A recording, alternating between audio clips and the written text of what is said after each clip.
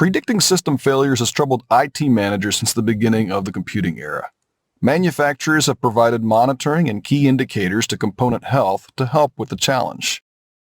When failures occur, enterprise-grade systems have processes to control the situation to prevent loss of service, avoid downtime outages, and prevent data loss. ECS provides monitoring and recovery mechanisms to efficiently handle disk and node failures. ECS constantly monitors data availability and consistency as a mechanism to guarantee data integrity. If data is unavailable or fails integrity checks, the data is recreated.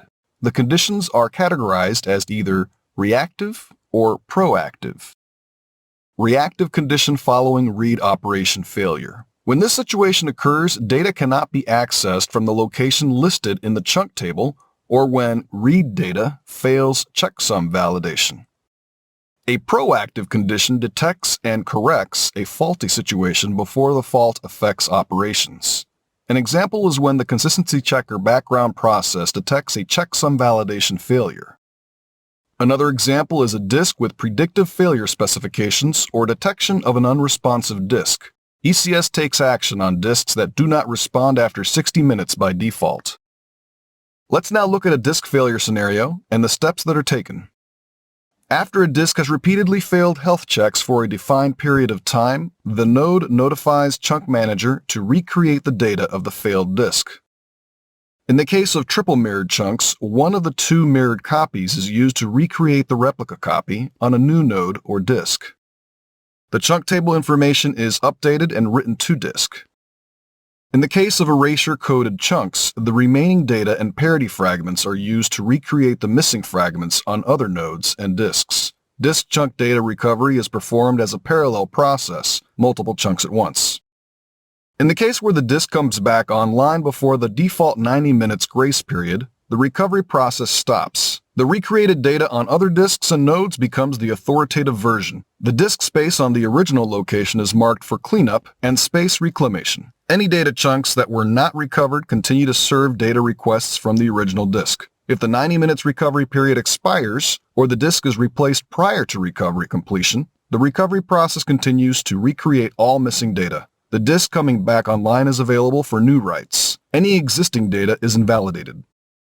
Other situations can initiate recovery operations and thus preventing loss of service. ECS keeps track of data location through partition and memory tables on each node in the rack. A recovery process is initiated reactively when a node fails to access its partition table. The ownership of the partition table is redistributed to one of the remaining nodes within the storage pool and is recreated. Health checks are regularly performed on nodes. A recovery process is initiated proactively when a node becomes unresponsive for a period of time, 60 minutes by default. Updating the partition table ownership involves updating the vnest information on the remaining nodes with the new partition ownership information. If the node comes back online, the tables are redistributed. Tables are also redistributed when nodes are added or removed. Let's now look at a node failure scenario and the recovery steps taken. After a node has consistently failed health checks for a defined period of time, the node is deemed to be down. This triggers a recreation operation which consists of redistributing ownership of the partition tables and recreating the chunk fragments on the disks owned by the failed node. Table ownership is reassigned across remaining nodes. This situation affects redistribution of all tables of the node. The ownership change triggers an update to the vnest information and updating the remaining nodes with new partition table owner information.